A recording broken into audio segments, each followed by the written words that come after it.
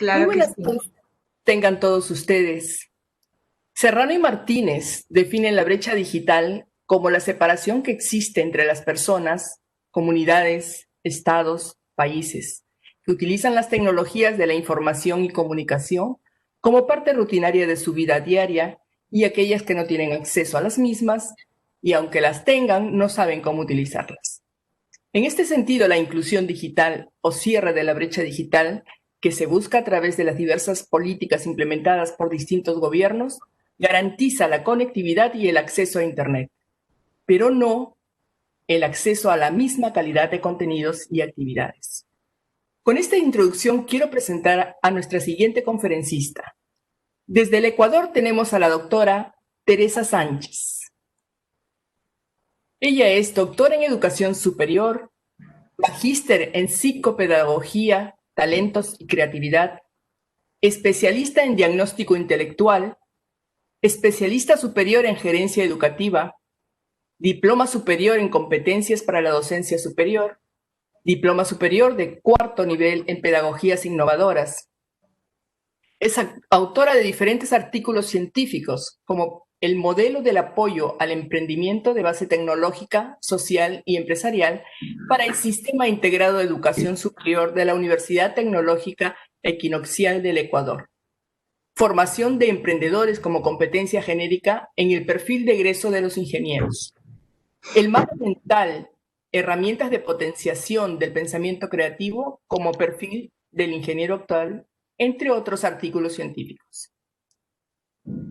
La doctora Teresa es vicerrectora de la Universidad Politécnica Estatal de Carchi, vicerrectora académica de la Universidad Técnica del Norte, docente e investigadora de la Universidad de las Fuerzas Armadas, ESPE, docente de la Universidad Tecnológica Equinoccial, docente de la Dirección Provincial de Pichincha, directora nacional de Educación Especial del Ministerio de Educación, 14 años formando a formadores y emprendedores a nivel nacional e internacional.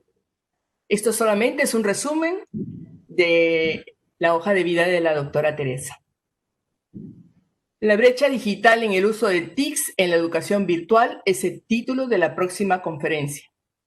Doctora Teresa, la dejo enfrente a la audiencia. Muchísimas gracias. Muy buenas tardes con todos los presentes. Un saludo cordial desde el Ecuador. Es un placer poder compartir con ustedes. Y si me permiten, voy a compartir una presentación, por favor, para tener un poco más de interacción en la misma.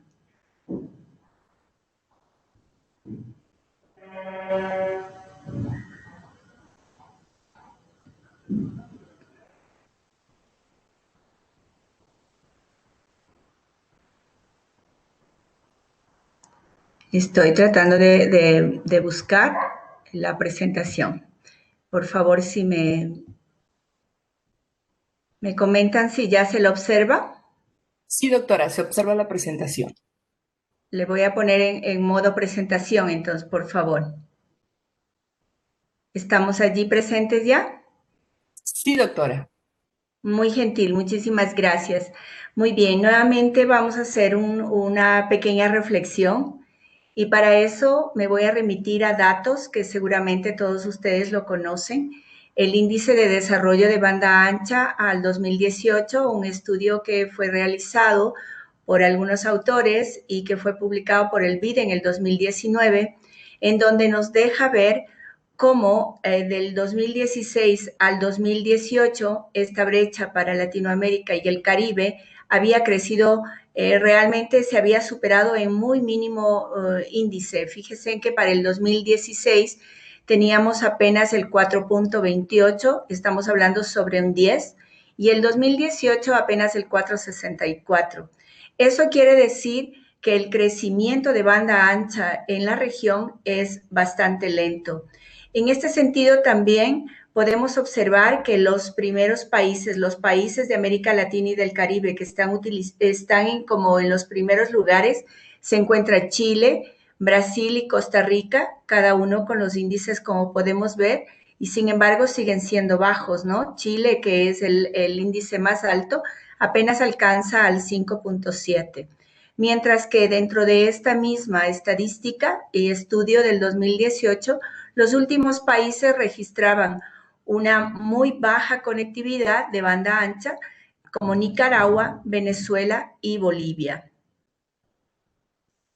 De igual manera, cuando vemos los estudios del CEPAL, probablemente hay estudios mucho más actualizados, sin embargo no están todavía publicados o por lo menos no he tenido acceso a ellos.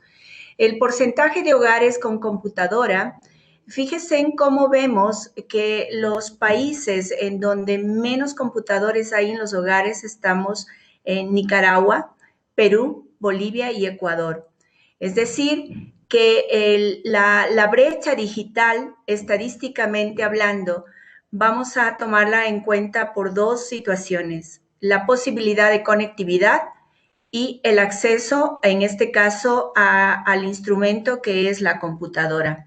Desde ya los dos aspectos nos están dando una muestra de que nuestros países tienen una debilidad. Esto mucho antes de la pandemia, por supuesto, ¿no? Entonces, realmente, ¿qué es lo que ocurre cuando el mundo entero, por la presencia del COVID-19 y las diferentes emergencias sanitarias en nuestros países, y qué es lo que pasa con la educación superior? Nos tocó migrar de educación generalmente, en la mayor parte, de educación eminentemente presencial a una educación no presencial y en este caso la utilización de aulas virtuales. Sin embargo, la pregunta es, ¿el contexto que visualizamos anteriormente con las estadísticas tanto del BID como de la CEPAL había mejorado para el 2020? Pues la pandemia nos ha dado respuestas de que no es así. Y mucho más aún cuando desde la gestión universitaria, hablo en el caso, nosotros hicimos una consulta previo al inicio del periodo académico que a propósito se retrasó, tuvimos que retrasar 2 meses del periodo ordinario que estaba programado, precisamente por todas estas situaciones, evaluar la posibilidad de banda ancha, evaluar la infraestructura tecnológica de la universidad, pero lo más importante, evaluar el acceso de nuestros estudiantes a aulas virtuales. Y pues nos encontramos con situaciones bastante delicadas que de 3.500 estudiantes habían declarado 615 estudiantes que no tenían acceso a conectividad de manera permanente. Eso nos invitó a nosotros a muchas reflexiones y a toma de decisiones importantes. Y en ese sentido, obviamente, con la capacitación de los docentes, la elaboración de guías didácticas, con una metodología para llegar no solamente a los estudiantes que tenían conectividad, sino principalmente a aquellos que no lo tenían. Entonces, la brecha digital estaba dada. Por otro lado, nos enfrentamos también a una situación que creo que es común a pesar de mucha teoría y de grandes esfuerzos que se han hecho, la enseñanza y el aprendizaje en los contextos universitarios todavía no presentan como una innovación fuerte en cuanto a pasarnos a un paradigma del aprendizaje. Más ahora, si tomamos en consideración que generalmente se ha considerado que la enseñanza es una transmisión unidireccional del conocimiento. En las aulas presenciales, la carga de charlas magistrales, caracterizada por un profesor expositivo centrado en la transmisión de saber a través de las disciplinas, pues esto es quizás no la generalidad, pero sí existe como una tendencia mucho más fuerte en el campo universitario a tener este tipo de estrategias metodológicas. Y el aprendizaje en cuanto a los estudiantes, también varios estudios nos dicen que generalmente en el nivel superior lo que más les preocupa a los estudiantes es apropiarse del contenido más que adquirir las capacidades. Es decir, conocer mucho el contenido y a veces en es como un proceso más bien de repetición de conocimientos más que de aplicación en algunos de los casos. Generalmente en las aulas presenciales todavía los estudiantes toman apuntes como una copia literal del discurso del docente. Estos son algunos de los rasgos a los que ha caracterizado la educación superior, y tal es así que en el encuentro de 2018 del CRES, que tuvo a los 100 años de la revolución en Córdoba, Argentina, pues la reflexión seguía en la misma tónica. Realmente cuánto habíamos avanzado en cuanto a los procesos de enseñanza-aprendizaje en el nivel superior. Y bueno, la pandemia, como ya lo dije y como todos lo hemos vivido, nos tocó y nos tocó muy fuerte a las instituciones de educación superior. En ese sentido, creo que uno de los aspectos más importantes que debemos reflexionar es de verdad cómo se desarrolla el conocimiento. Lo que enseñamos es tan importante como la forma en que lo enseñamos. Esto ya está absolutamente comprobado a través de la neurociencia, del neuroaprendizaje y sobre todo tomando en consideración la teoría que tiene que ver con la andragogía, es decir, el aprendizaje adulto, ¿verdad? Luego, estar presentes y conscientes de manera activa permite que el aprendizaje sea permanente y adaptable. Cuando nosotros leemos esto de estar presentes y nos enfrentamos a las aulas virtuales, sabemos perfectamente que a nivel del mundo, y quizás América Latina ha sido como un poco más lenta, pero las clases virtuales en otros contextos ya es un cotidiano. Ya es una presencia que está en casi todas las carreras, pero también como que nos invita a una reflexión de desmitificar, en decir que el aula virtual lo resuelve todo. Yo por lo menos me reservo algunas y varias dudas. Si es que los ambientes virtuales no será que están deshumanizando a la educación, si es que el aula virtual realmente nos permite, a pesar de todas las innovaciones tecnológicas, me permite hacer esta práctica de algunas áreas del conocimiento, como es el campo de la salud, como es el campo mismo de la educación en cuanto a la práctica del ser humano estudiante, en el campo de las ingenierías. Entonces, probablemente tendremos que seguir reflexionando al respecto y como digo, el aula virtual sí es una alternativa, pero quizás no sea la única. En ese sentido, también es fundamental que como docentes a nivel universitario sepamos y conozcamos en realidad cuándo pueden conectar los conocimientos anteriores los estudiantes, de qué manera lo podemos hacer, cómo logramos eso si en la presencialidad no ha sido tan fácil como lo logramos en la virtualidad. Cuando las clases están motivadas, nos dicen varios autores. ¿Cómo motivamos desde el aula virtual? En este momento, por ejemplo, yo estoy leyendo mi presentación. Tengo entendido que tengo un público, no sé cuántas personas están, pero no sé cuántos de ustedes estén motivados en escucharme. No tengo ese feedback, no puedo saber si realmente están interesados en el tema. Cuando despiertan la curiosidad e interés en el tema, entonces tenemos que nosotros profundizar en nuevas estrategias. También nos dicen que se aprende cuando se está en un ambiente seguro. Y yo digo, realmente, este confinamiento, este traslado de las aulas a los hogares, ¿son ambientes seguros? Hay algunos datos que nos han dicho que se ha implementado la violencia familiar. Y este es un dato que hay que tenerlo muy en cuenta porque seguramente muchos de nuestros estudiantes están enfrentando el estrés. Nosotros como docentes inclusive, se han trastocado todos los horarios, estamos de manera permanente conectados y estamos a la vez atendiendo las tareas de los hijos, de la casa. Es decir, ¿estamos en un ambiente seguro de aprendizaje? Luego también hay otro aspecto que debemos considerar, que es la metacognición, es decir, la reflexión de cómo se aprende y para qué se aprende. A través de las aulas virtuales, si no tengo esa interacción con los estudiantes, ¿de qué manera yo puedo crear este espacio de metacognición? Cuando desarrollan el dominio y la habilidad, también nos dicen, yo ya había manifestado de que me quedan las dudas en ciertas áreas del conocimiento, por supuesto. Resalto la innovación tecnológica. Sin embargo, para ciertas áreas creo que todavía no me alcanza la práctica misma del conocimiento.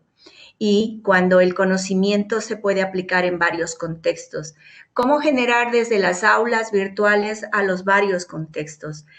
Es decir, interactuamos a través del YouTube, de ciertos laboratorios interactivos, pero ¿en qué momento yo me contacto con los medios, con el contexto, con la población, con las comunidades? Entonces, esto de que nos sugieren varios autores sobre el tema del aprendizaje, tenemos que tomar en consideración cuando nos movemos en entornos virtuales. Otro aspecto, yo lo había señalado ya de manera breve, ¿qué conocemos del cerebro? En realidad, ¿qué es lo que está pasando ahora en estos momentos, cuando en realidad estamos viviendo en extremo los riesgos? El riesgo de no saber hasta qué punto tú socializas, hasta qué punto tú sales a hacer aparentemente una vida normalizada. ¿Cómo es nuestra vida normalizada ahora? Con nuestra mascarilla, con distanciamiento social, ¿sí? ¿De qué manera estamos tolerando la ambigüedad? Si ahora de verdad estamos viviendo una absoluta incertidumbre, esa incertidumbre que probablemente hace 10, 15 años, cuando nosotros leíamos a Morín y hablábamos de la incertidumbre, perdón. El doctor Gómez en este... ¿Había alguna pregunta? Pues bueno, entonces el cerebro, tanto de los maestros como de los estudiantes, probablemente está en un estado de ambigüedad, por lo tanto está generando estrés y muchas de las veces ni siquiera somos conscientes de que esto está sucediendo. Entonces, en los ambientes de aprendizaje que tenemos, se maximizan los problemas, los retos en los entornos virtuales. ¿Cómo sé que mis estudiantes que apagaron la cámara realmente me están atendiendo? ¿Cómo puedo yo exigir el control de la asistencia como un parámetro de que el estudiante esté en clases y de manera puede irse el internet o puede no tener conectividad? Entonces los riesgos son mucho más altos. Por lo tanto, necesariamente tenemos que hacer un cambio de paradigma. Y este paradigma probablemente tenga que ver con la mediación andragógica para aprendizaje en aulas virtuales. Primero, entender que estamos en la educación superior frente a un público, a usuarios adultos. ¿Cómo aprenden los adultos? ¿Cómo aprendemos los adultos? ¿Y cómo hacemos uso de las herramientas, en este caso, tecnológicas y a través de las aulas virtuales para el aprendizaje? Un aspecto que es fundamental cuando hablamos del aprendizaje adulto, bueno, en cualquier nivel educativo, es indispensable. Sin embargo, ¿por qué más en el ámbito de adulto? Tenemos que pensar en que los seres humanos, mientras más edad tenemos, es como que ya nuestro molde está hecho. Y eso no quiere decir que no seamos capaces de cambiar. Por supuesto que podemos cambiar, siempre y cuando exista un proceso de mediación. Sin embargo, ya están instaurados los estilos y los ritmos de aprendizaje. Muchos estudiantes necesitan ejercitar, es decir, necesitan trabajar con sus manos para poder aprender. Otros necesitan estar en actividad para poder aprender. Y esto me limita a estar sentado frente a un computador. Entonces, es indispensable generar otro tipo de estrategias que combinen estar atentos al aula virtual, pero a la vez estar haciendo actividades que tengan que ver con los estilos y ritmos de aprendizaje. Entonces, cuando hablamos de una interacción en entornos virtuales, tenemos que tomar en consideración absolutamente, he tomado dos conceptos que me parece que vienen al caso, que el aprendizaje no tendría lugar si una persona no ayuda a otra a desarrollar sus conocimientos. Y ustedes me dirán, pero entonces, ¿el aprendizaje autónomo dónde queda? ¿Dónde queda el aprendizaje desde la andragogía, es decir, el aprendizaje adulto? Porque resulta ser que esta interacción no necesariamente es exclusivamente a través de un entorno eminentemente virtual asincrónico. Necesitamos tener entornos virtuales sincrónicos, en donde nosotros gestemos el proceso comunicativo como una situación natural del ser humano. El ser humano necesita comunicarse y por lo tanto en los entornos virtuales no nos podemos olvidar de la necesidad y de la importancia de la comunicación. Sin embargo, la interacción es total y absolutamente diferente. Entonces, la interacción en los entornos virtuales tiene que ver con los actores y tiene que ver con los propósitos educativos. Cuando hablamos de la interacción según los actores, podemos hablar de estudiantes con estudiantes y estudiante con profesor. En ese sentido, tenemos que tratar de promover esa comunicación entre los estudiantes. Tenemos que tratar de proponer esa pregunta, ese cuestionamiento, pero también escuchar mucho más a los estudiantes. Es decir, nuestras clases en el ámbito virtual no pueden ser iguales que en el ámbito presencial. Y creo que ese es uno de los errores más grandes que probablemente nos toque reflexionar y profundizar en la medida de que mi tiempo de compartir los conocimientos tiene que ser mucho más corto y más bien provocar en los estudiantes esa interacción para de tal manera que podamos hacer una construcción colectiva del conocimiento a través de la opinión, de la búsqueda de información, a través de las mismas herramientas virtuales, generar debates, generar la escritura de pequeños ensayos, ya daré algunas otras estrategias, y una interacción importantísima es el estudiante y los contenidos. Se relaciona con la competencia para organizar, reconocer, aplicar y difundir la información. Si antes nosotros hacíamos énfasis en la planificación de los contenidos, de las estrategias metodológicas y del ámbito de la evaluación, ahora con mayor razón tenemos que ser mucho más proactivos con respecto a la planificación. Los estudiantes requieren tener una planificación de tal manera que ellos puedan seguir de manera autónoma, pero también que podamos permitir la exploración de información de diferentes fuentes, que los estudiantes conozcan con anticipación el tema del que vamos a tratar, para que de tal manera esta comunicación sea mucho más fluida, es decir, la transmisión de conocimientos ya queda ahora sí bastante retrasada. Nosotros tenemos que ser motivadores para que los estudiantes puedan buscar información. Y por supuesto, algunas de las estrategias fundamentales en estos propósitos educativos, cómo llegar a esta interacción a través del debate, a través de la construcción colectiva, de la opinión y de compartir. Yo aquí coloco algunas sugerencias, pero lo importante es que cada uno de los docentes, nosotros también tenemos un estilo y un ritmo de aprender y de comunicarnos y de dar este diálogo permanente que es la docencia y el estudiante. Nosotros tenemos que permitir ese debate.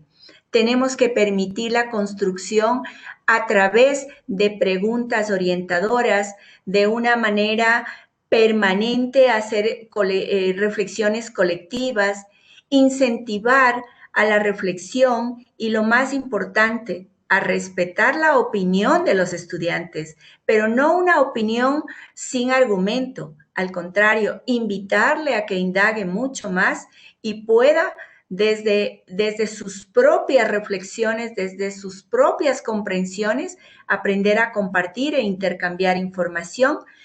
Lo más importante, con un espacio mutuo entre estudiantes. Entonces, allí hay varias estrategias, ¿no es cierto? El foro, el chat, pero lamentablemente el foro, sobre todo, generalmente es una actividad asincrónica.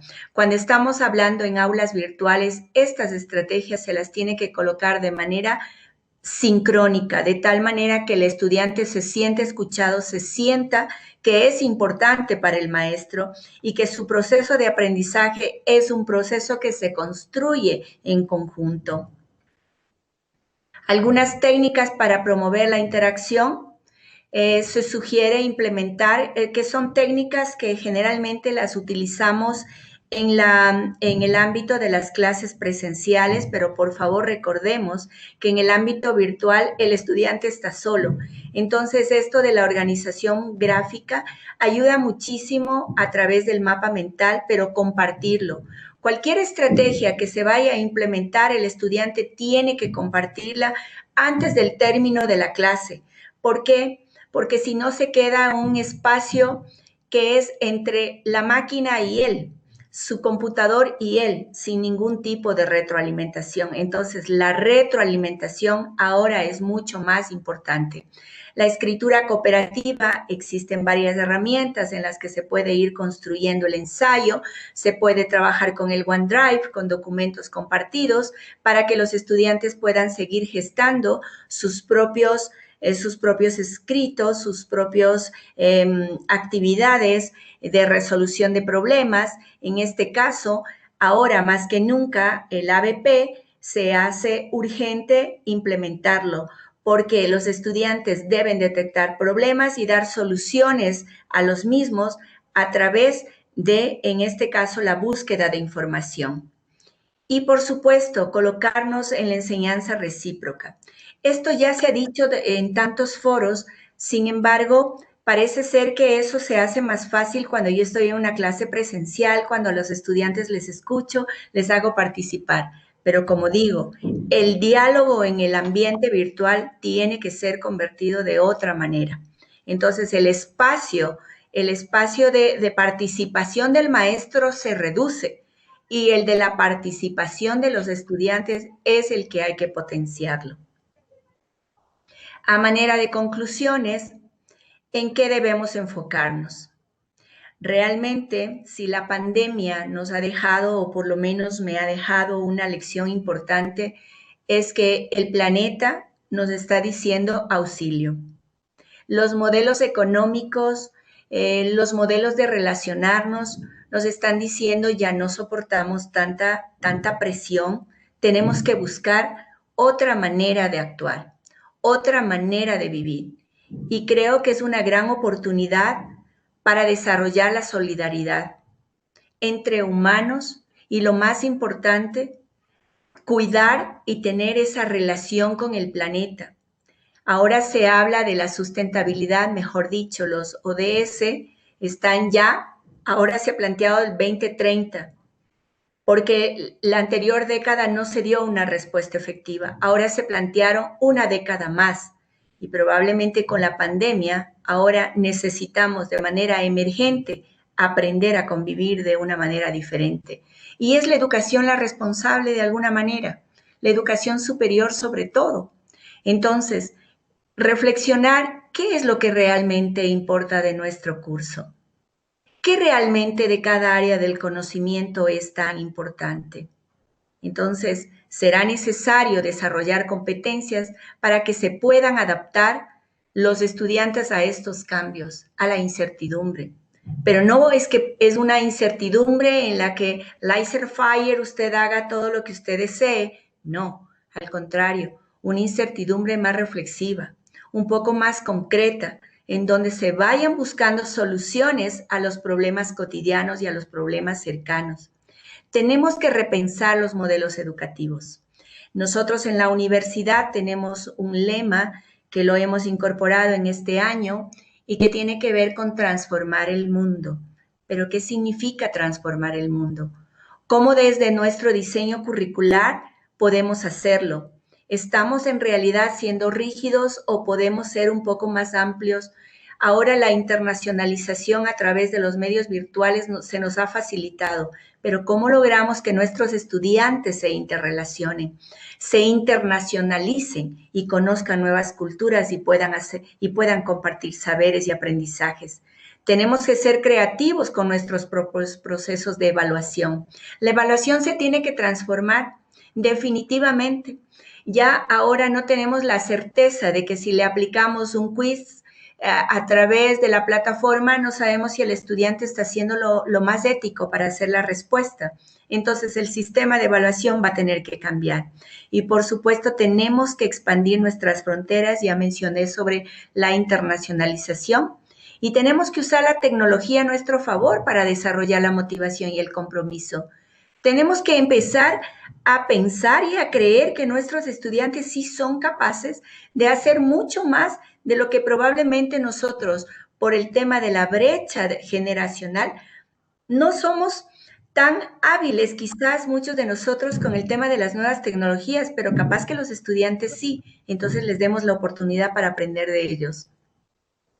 Hay un sinfín de herramientas que podemos utilizar. Yo no me voy a concentrar en ellas porque precisamente esto es tratar de mirar, de reflexionar y de compartir aquellas herramientas que de pronto le están sirviendo a la Universidad San Marcos, la herramienta que le está sirviendo a la UPEC en este caso, desde mi participación, y a otras herramientas que las otras universidades estén compartiendo. Entonces, quizás una de las fuentes de aprendizaje más importante va a constituirse la red social, pero la red social con una mirada mucho más ética, mucho más solidaria y mucho más compenetrada en sentido de pertinencia y relacionado al conocimiento. Entonces, yo creo que ahora tenemos más retos y oportunidades desde la virtualidad. Seguramente hace algunos años, si la Universidad San Marcos nos hubiera invitado, hubiéramos tenido que hacer un trámite burocrático, buscar si tenemos recursos, mirar si hay los pasajes aéreos, ver si es que las agendas nos permiten. Sin embargo, ahora estamos aquí juntos y estamos, no sé cuántas universidades, no sé cuántas personas estamos, no sé cuántos realmente me están escuchando, pero yo no quiero dejar pasar por alto este eslogan, como ya mencioné, de educamos para transformar el mundo. Y ojalá las universidades todas sumáramos este gran ideal. La pregunta ahora es cómo lo vamos a hacer. Tenemos 6 meses de pandemia, 6 meses de emergencia sanitaria y todavía creo que estamos en navegando un poco en la incertidumbre de no saber hacia dónde vamos. Sin embargo, creo que las universidades, por el mismo hecho de contar con un talento humano eminentemente preparado, de contar con las herramientas del conocimiento, de acceder al conocimiento para transformar las sociedades, para implementar estrategias de desarrollo, creo que tenemos ahora que unirnos con mayor razón. Creo que la internacionalización, las diferentes estrategias van a ser necesarias y probablemente en uno de los textos que leí hace algunos años, más allá de la Torre de Marfil, en donde se menciona precisamente a dónde van las universidades en el mundo y a dónde van las universidades de América Latina. Creo que es el momento que si el proyecto Tuning de América Latina no funcionó como el proyecto Tuning en Europa hace ya algunos años, probablemente ahora la pandemia nos invite a repensar y pensar como América Latina, porque creo y considero, y los datos nos lo dicen, somos la reserva del agua, somos la reserva de la tierra y creo que también somos la reserva de la afectividad y del talento humano. Muchísimas gracias, estimados compañeros. Las brechas que existen están presentes. Sin embargo, nosotros podemos subsanar esas brechas a través de estos grandes espacios de reflexión y de cooperación. Muy gentiles con ustedes y pues esto es lo que quería compartir. Gracias. Teresa, muchas gracias por la excelente conferencia que ha compartido con nosotros. Creo que eso nos ha ayudado a todos a tener una mejor visión del momento que estamos viviendo como docentes y con los alumnos también. Si alguien tiene alguna pregunta, lo puede hacer por el chat, por favor. Nosotros tenemos aquí algunas, si me permite.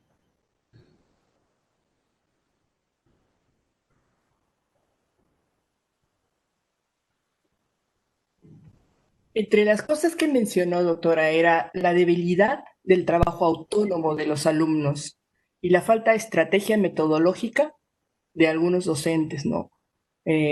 ¿Usted cree que esto se puede mejorar, podría cambiar? Porque la educación virtual no ha venido por un tiempo. Pensamos que la educación virtual ha venido a quedarse ya con nosotros. Exactamente, sí, muchísimas gracias. Menos mal, la teoría del profesor Ruben Feuerstein, un israelita, nos habla de la teoría de la modificabilidad cognitiva. Y yo creo y estoy absolutamente segura de que todos los seres humanos, hasta el momento en que tengamos un momento de respiro y un momento de conciencia y tenemos la motivación, podemos cambiar. Es decir, el aprendizaje autónomo, no sé cómo está en el Perú, pero yo me voy a referir en el Ecuador. El sistema de educación de la básica y la media es demasiado proteccionista, es demasiado normativo. Tal es así que los estudiantes ahora tienen muchos, yo digo, exageradas oportunidades para pasar los periodos académicos y el docente ha tenido que acompañar mucho más y con mucha pena tengo que decir que los resultados se ven en la universidad. Cuando nosotros recibimos estudiantes que si no les das toda la guía, el estudiante por sí solo no va. Entonces, el aprendizaje virtual requiere del aprendizaje autónomo. Esto es casi, ni siquiera un paradigma, es algo que yo misma lo he vivido porque he estudiado en alguna presencial y a distancia y virtual y definitivamente para estudiar a distancia y virtual se requiere mucho más hábitos, mucho más compromiso con la tarea, mucho más claro el proyecto de vida hacia dónde quiero, o sea, mis metas claras y el aprendizaje autónomo.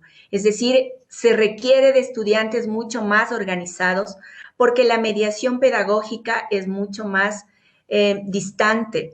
Por más que generemos tutorías, por más que generemos nuestras clases sincrónicas, es el estudiante el gestor del aprendizaje. Yo creo que sí se lo puede hacer y nosotros tenemos que empezar a trabajar en desarrollar la autonomía de los estudiantes. Y por supuesto, esta brecha de nosotros como docentes es un gran desafío. Empezar a incursionar, abrir nuestra mente y también la misma teoría de modificabilidad cognitiva. Si los estudiantes pueden cambiar, por supuesto, tenemos que ser el ejemplo del cambio. Así es que nos tenemos que convertir en usuarios de las nuevas metodologías y las nuevas tecnologías también. Así es. Doctora, sabemos que existe desigualdad de posibilidades para acceder a la información, al conocimiento y a la educación mediante las nuevas tecnologías. ¿Qué se podría hacer desde el mundo educativo para combatirla? Bien, yo creo que una de las herramientas que tenemos que hacer uso, no herramientas, sino más bien estrategia política, es que los gobiernos deberían dar mucho más énfasis a la educación pública, porque si bien es cierto, el acceso es libre y se hace por meritocracia en el Ecuador, eso quiere decir que no tiene que ver con los niveles socioeconómicos, culturales, sino más bien por meritocracia. Sin embargo, los datos nos dan de que los estudiantes que se encuentran en la universidad pública es generalmente los estudiantes que no tienen buenos recursos económicos. Y si nosotros hacemos el análisis tomando de referencia el estudio de la CEPAL y tomando referencia a los índices de pobreza de nuestros propios pueblos, podremos tener con claridad que si son 5 o 6 o 7 miembros de la familia y que si de estos miembros de la familia 4 están estudiando y 2 están en teletrabajo, querría decir que tendríamos que tener 7 computadores para que todos seamos eficientes. Eso sabemos que no es así. Entonces creo que tiene que ser una política pública de otorgar los servicios de conectividad a más bajos costos, inclusive subsidiar la conectividad y, por supuesto, dar el acceso por lo menos a un computador por estudiante. Probablemente me dirán, pero eso no es posible. Yo creo que sí es posible. Y de alguna manera, algunas universidades acá en el Ecuador optaron por esa decisión con los pocos recursos que se contaban, con el recurso de infraestructura tecnológica, se pudo hacer la adquisición de algunos computadores, pero lamentablemente no se pudo llegar a todos los estudiantes. Entonces creo que esto es una política gubernamental, porque como tú lo has dicho, la educación virtual llegó para quedarse y esto requiere una transformación de política pública. Una última pregunta, doctora. Uno de los mitos más utilizados sobre la aplicación de las TICs a la formación consiste en afirmar que con su incorporación se puede alcanzar un modelo democrático de la educación, que facilita el acceso a la misma a todas las personas. ¿Considera usted que es posible llegar a un modelo educativo democrático? Bueno, el modelo democrático y de acceso a la educación creo que es una aspiración de todos los pueblos y es un derecho humano. Entonces, esto debería subsanarse. Sin embargo, en los actuales momentos, considero que esto no se está dando.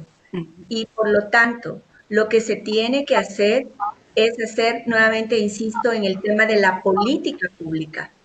Como universidad tenemos que incidir en política pública y establecer estrategias en la que los estudiantes generen el pensamiento crítico. Entonces ahí viene una gran oportunidad desde la educación virtual.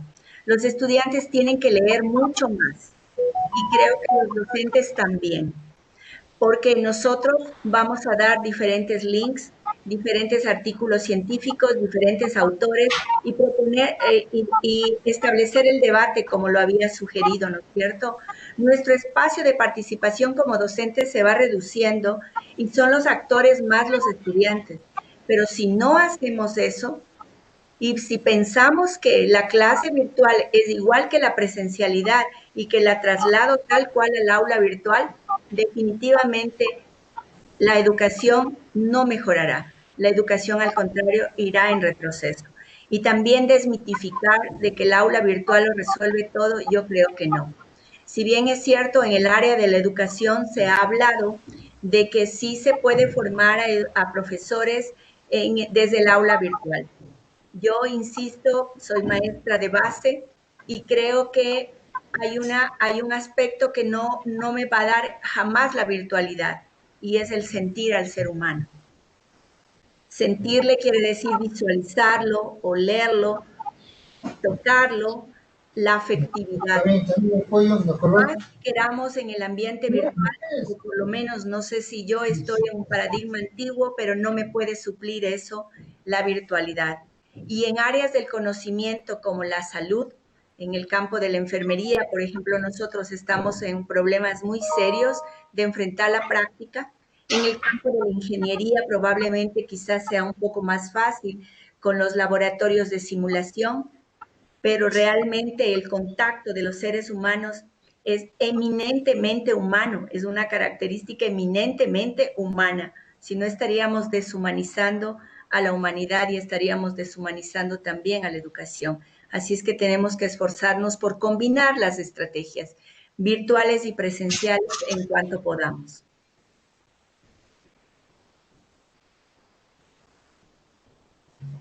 Marisa, ¿está sin micrófono? Perdón. Tenemos una pregunta aquí en el chat. ¿Cómo solucionaron el tema de los estudiantes que no tienen acceso a Internet en su universidad? Muy bien, nosotros establecimos la guía metodológica, que quiere decir el desarrollo pormenorizado del sílabo, contenido por contenido con actividades de aprendizaje, es decir, un libro que es una característica de la educación a distancia, que probablemente ustedes también en el Perú lo tienen, y la guía didáctica fue estructurada de tal manera que pues nosotros les hicimos llegar a las casas. Tenemos las evidencias de haber llegado al domicilio del estudiante. Y la guía didáctica, tenemos estudiantes con necesidades educativas especiales, en este caso asociadas a la discapacidad. A los estudiantes se les entregó en digital el CD, se les entregó en impresa la guía didáctica y se hizo la tutoría y el seguimiento a través de Bienestar Universitario. Tenemos, no muchos, tenemos 9 estudiantes y probablemente por el número fue mucho más fácil hacer este seguimiento, pero la guía didáctica llegó al pueblo más pequeño, más lejano de nuestras comunidades y llegó la guía didáctica. El sistema de evaluación también se transformó porque generalmente en el sistema de evaluación estaba en 3 periodos, o sea, dividido en 3 partes, en 3 parciales. En esta ocasión, nosotros implementamos las 3 notas, pero a los 15 días al final del término del periodo académico, de tal manera que los estudiantes que no tuvieron conectividad podían desarrollar su guía didáctica inclusive a mano. Tuvimos 2 casos de estudiantes que desarrollaron a mano la guía didáctica y fue evaluada con la misma rigurosidad y con la misma equivalencia que cualquier otro estudiante. Esto, si bien es cierto, no llegó a muchos estudiantes porque yo había mencionado que en un primer momento se habían registrado alrededor de 640 estudiantes que no tenían conectividad, pero poco a poco los estudiantes fueron haciendo un gran esfuerzo y llegamos con la guía metodológica a 119 estudiantes. De los 119 fueron 9 estudiantes con necesidades educativas especiales a quienes se les asistió de manera directa con la guía didáctica.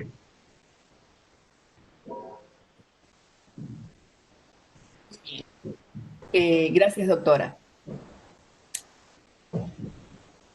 Aquí viene una pregunta más. ¿Qué cambios en el modelo educativo se está desarrollando para mejorar la educación superior en el Ecuador? ¿Y cómo disminuir la brecha entre la educación pública y privada?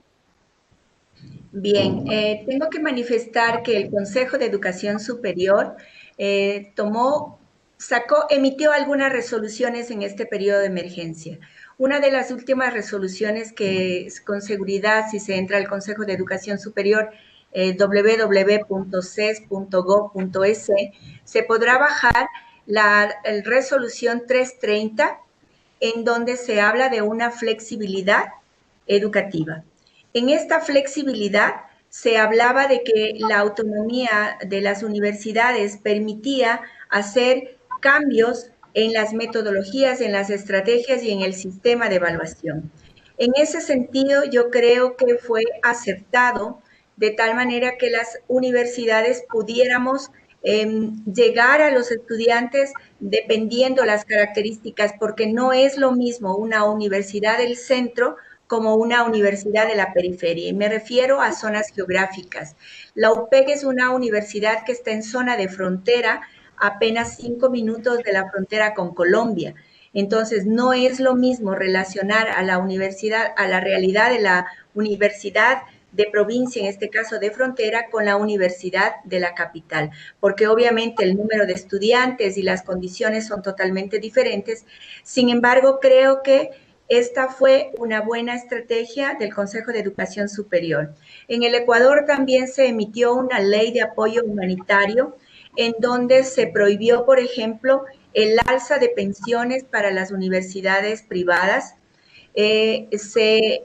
Además, se solicitó y se pidió la rebaja de los costos en el 25% de los costos totales de matrícula y de colegiatura, y las universidades tenían que presentar un justificativo de por qué no lo hacían en este caso, pero esta fue una generalidad para todas las universidades privadas del país. Y de igual manera, los aranceles que significan las segundas y terceras matrículas al perder la gratuidad, también tuvo una flexibilidad. Entonces, el conjunto de la educación superior con la política interna de las instituciones y la política externa, es decir, de los órganos de control, implementaron varias estrategias para tratar de evitar estas brechas.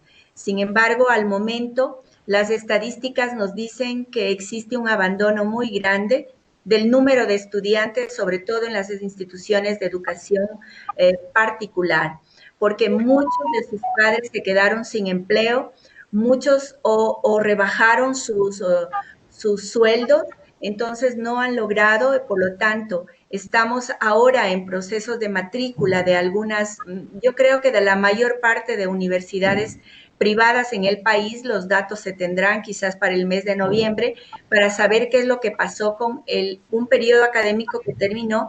Algunas están en este momento en periodo porque todos los calendarios académicos también se fueron modificados de acuerdo a las características.